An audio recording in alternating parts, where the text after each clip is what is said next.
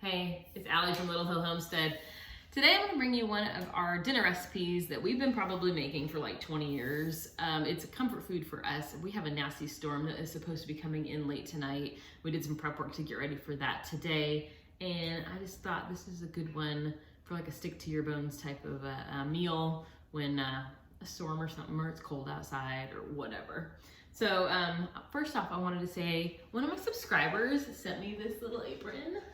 Is it not the cutest in the whole world? I love it. It's like super like prairie vibe going on. So thank you so much for sending that. I truly, truly appreciate it. But thank you. So our recipe today, I just started our rice cooker over here. I did 3 cups. We like short grain rice for this. We put rice in some of our soups that we do. Did I say this is a corn chowder? Did. We put this at the bottom of it or a little bit in the top of it. You can do it with chilies and different stuff, but we like that in our corn chowder. So I've got some of our ingredients already going over here. I like to do all the prep work. Then I like to turn around to the stove and have everything ready to go so I'm not running around the kitchen. So I thought I would bring you along. I'm gonna get an onion cut up. I had a piece of garlic. Where'd my garlic go? Well, I had a piece of garlic. I must have dropped it. Good job. Anyways, we'll just grab another one. I keep a bowl on our island that has garlic and onions and potatoes, and that's weird though. I don't know where it went. Anyways, it's real life here, people. So I have an onion. I'm just gonna get that diced up into little cubes. I usually do all the prep work for you guys, but today, and I might just stop and turn you guys around at some point, but I really wanted to, that's the skin. I wanted to show you our carrots. So we grow carrots anytime we can. And right now we have a bunch going in the garden that we started in like October, I want to say. And some people pull them and they put them, you know, in a closet or store them in the refrigerator or whatever. We find that storing them in the ground is the best thing. It's a root cellar. Basically, it just keeps them out there. It's cool temperatures. They can handle the cold that we get here because we only get into like the 20s. If it got into, you know, the single digits, which we do get here every once in a while, I would deal with it differently. But so far, it's been kind of a mild winter for us here. We did get in the teens once, I think, but mostly in the 20s. But I just wanted to show you our cute little carrots. I know I've told you guys about our knife before. His name is Brad. My husband got him for me a couple of years ago. If you guys watch Brad Leone, I don't know how you actually say his last name. He used to be on Bon Appetit, and he now went rogue and does his own little show, and he does fermenting and stuff, and we just really like his personality. But these are his, they're lamps and knives. But we went out to the garden, we pulled, these are the same variety. This one has dancing legs. These make me laugh when we get these little ones. It just means I didn't thin it out properly, but we went and pulled enough carrots for this recipe. And like I said, we just store them in the ground until we need them. It's the perfect way. We don't have to stockpile them in the fridge or anything like that. So I did go ahead and pull those. We probably have another 20 or 25 out there right now. And did you know that when you smash garlic, it releases like something, I can't remember what exactly it does, but it's called Allison, which I think is funny because that's my name. I swear I'm gonna find that garlic I lost. Anyways, I'm gonna keep cutting 1 clove of garlic, some carrots, and I have some little small potatoes. I'm gonna cut those up. And then I'm gonna turn you guys around and bring you directly into my pot. Let me know too. Do you guys like it when I point the camera at the pot and you can see like inside the pot? Or would you rather see me? I mean, come on, of course you wanna see me. Or would you rather see me and talk to me versus being inside the pot? Let me know what you like better, because like some YouTube people, I like do one or the other. I don't really have a preference, I guess, but let me know what you guys think. Anyways, I'm gonna finish cutting this stuff up, getting all of my ingredients prepared, and I'll get you guys over to the pot in a second. All right, I opted for a little bit of both. You get to see in the pot, yeah, you get to see my entertaining face. We'll see how this goes. So I have 1 big, large pot, and I have 1 stick or a half a cup of butter, and I'm just getting that melting in my pot. I'll try to break it up just a little bit. I love wooden spoons. I I'm a pure wooden spoon fan. This is an OXO one, and I love it because it's like kind of old school looking, and it's a big one. But I got it at the local hardware store. Every time I go to the hardware, my husband needs to go to the hardware store for propane, or he has to go for work to fill the propane tanks for the forklift they have. I'll be like, oh, I have to go with you because they have a great kitchen out, and they sell canning stuff. So if you have a hardware store that's not like a Home Depot or Lowe's, they're kind of cool. They have cool stuff. So, okay, our butter is getting melted. All right, I have some dehydrated celery. If you have fresh, use that. You need about, let me see how much. I just put a little on my recipe. I'm gonna use a little handful because this is like gonna puff way up. I would use, if you're using fresh, maybe 1 cup. Just gonna pop that in there. Sometimes I just don't do the celery. You don't actually have to have it. Alexa, stop the timer. I totally forgot that I have bread going in the oven too that just got finished. All right, that is 2 carrots. Like I showed you guys, we use the ones from the garden. And then I have 1 onion diced. And the carrots I just diced up into little pieces as well, like quartered them and then kind of made them smaller. Some garlic left on there, but I'm not gonna, oh yeah, I do add the garlic. I haven't made this in a couple weeks. We only make this in wintertime. I haven't made it recently, but it's one of our favorites, so it's been a minute. Okay, not bad on that. So I have our carrots, our celery, our onion, and a little bit of garlic. We're gonna cook that down in some butter. You can call it a mirepoix. That's what they call that when you're doing that like little vegetable trio. I'm gonna pull my bread loaves out of the oven so they do not overcook.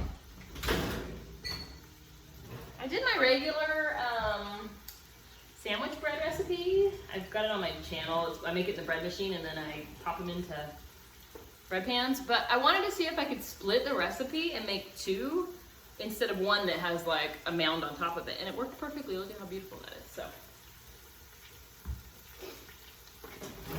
like I said, we have a storm coming in, and often if we get any kind of wind, we lose power. So I thought I'm gonna make a couple loaves of bread. That way we have peanut butter and jelly or whatever with bread. So, all right. So I'm gonna cook this for like 2 minutes until it gets a little bit soft, and I'll bring you right back.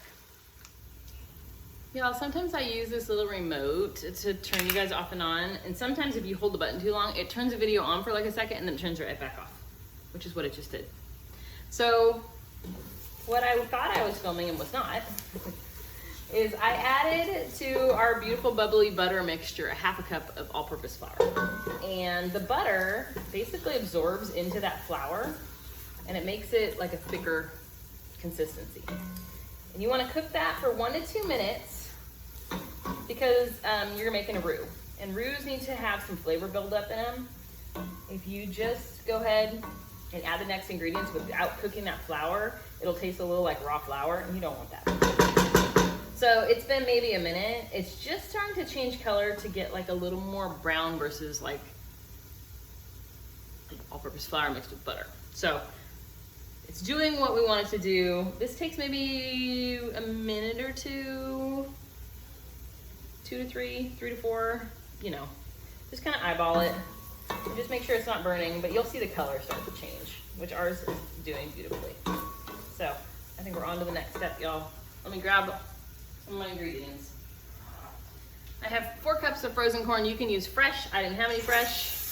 If you watch any of my videos, I have tried to grow corn. The birds get it before I do, and we've had no luck growing it. So sometimes I'll buy it in the summer, roast it in the oven in the husk, and we cut it off and freeze it. We did not do that this year. Our corn here kind of stunk this year. Just didn't get very flavorful. So I just bought bags of frozen. So that was 4 cups of corn.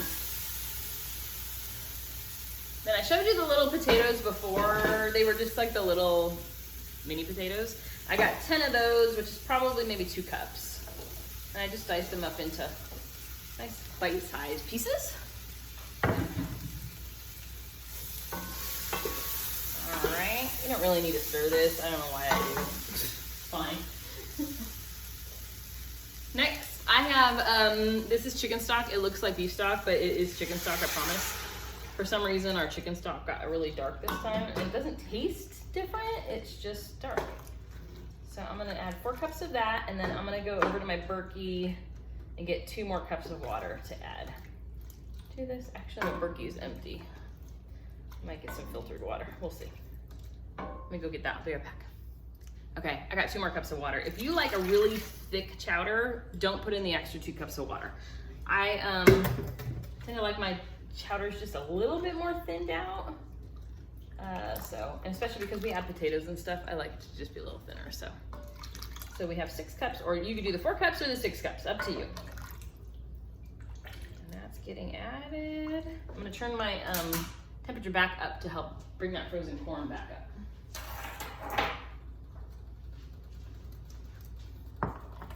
Alrighty. So you just want to make sure that none of the corn is clumped, that it's all broken apart in here, and that everybody's happy and beautiful, and yeah. Okay. It's looking great. We have no flour clumps or anything like that. We're doing great, you guys. Anyways, so what you're gonna do next is you're gonna bring this to a boil.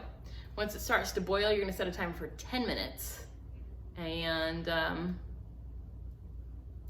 just let it boil. You want the potatoes fully cooked through. So I will poke them with the fork when the 10-minute mark hits, just to make sure we're good.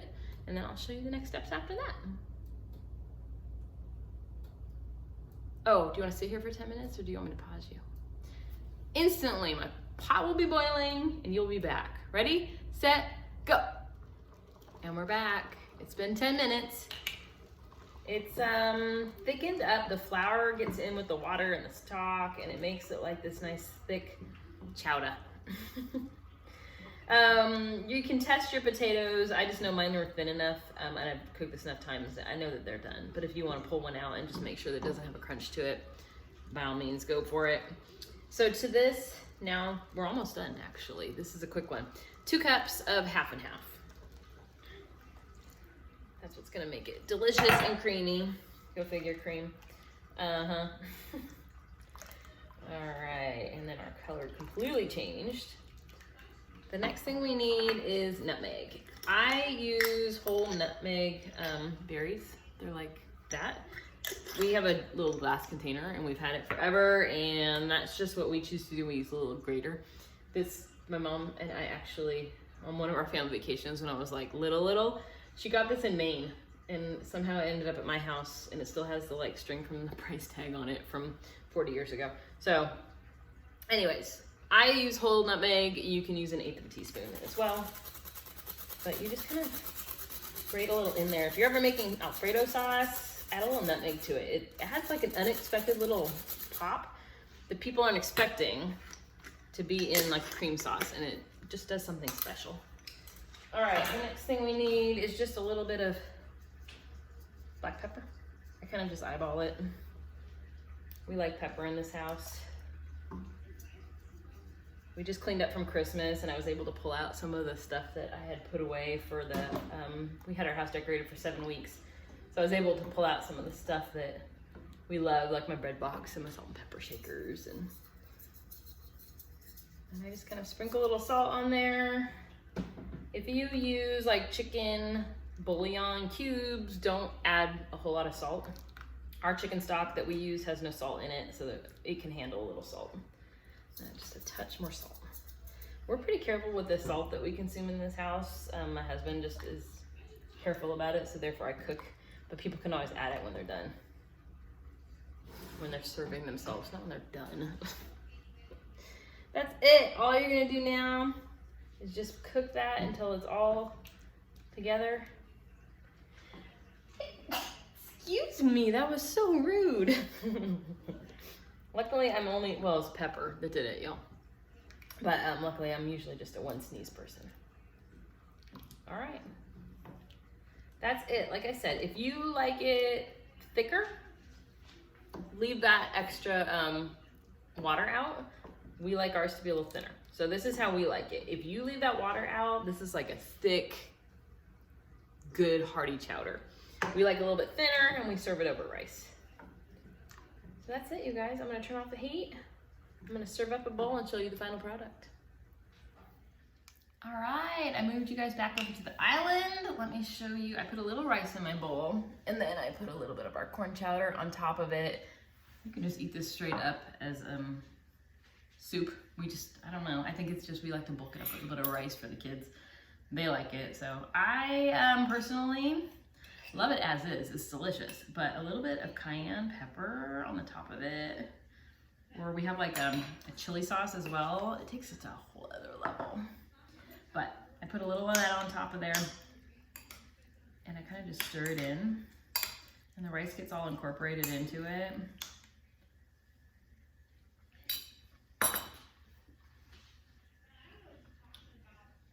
It's like super creamy, super sweet from the corn. It needs a little salt, in my opinion. But like I said, we let people salt their own. So I have salt and pepper sitting over here in our line.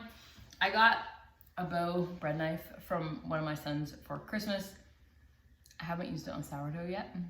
But I decided since I made 2 loaves of bread for dinner, I'm gonna use it on one of these.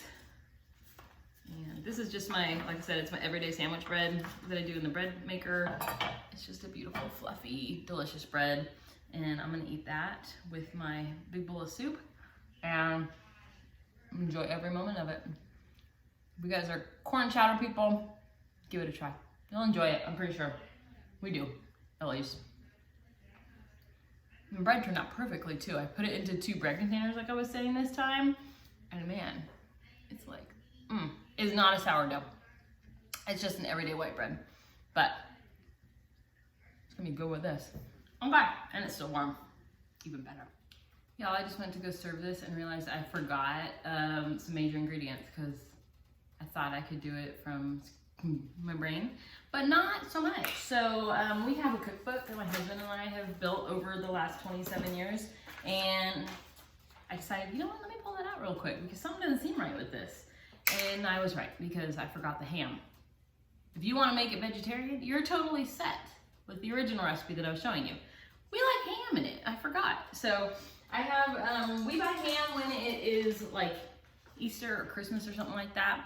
We cube it up into small pieces and we freeze it in Ziploc baggies so that, and we do like whatever quantities we want. So this is 2 cups of ham. I'm gonna go ahead and dump it back in there while it's warm. Just to kind of cook it. It's already pre-cooked ham. So dumping that in there. So that was 2 cups of ham. And the other thing I totally forgot is I like to put a couple little teaspoons of sugar. It brings out the sweetness of the corn. So my original recipe that I'm supposed to be following, yeah, it's 1 tablespoon of sugar. Sometimes I do 2 if it's like not good sweet corn. Totally up to you how much you want to use. The other thing I forgot to say is that when we serve this, where's my brain? I'm telling you, we have not made this since last winter. We like to put green onion over it. We put cheddar cheese over it. Then we have some bacon bits. That's the other thing. If you don't want to do ham, you can do bacon bits. And then that garlic chili sauce like I was telling you about. Let me grab it. I'll show you what I'm talking about when I say garlic chili sauce because we love this stuff.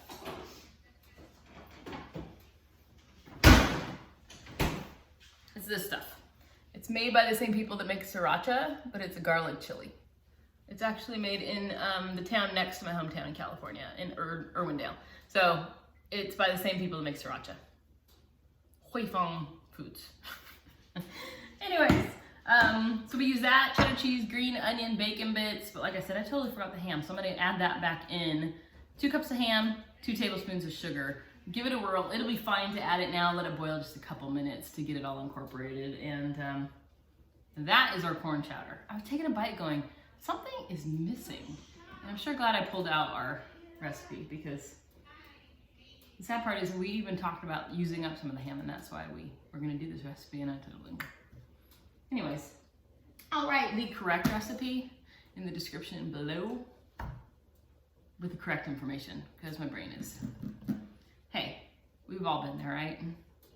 We just don't post it on YouTube. Anyways, thanks for watching. I appreciate it.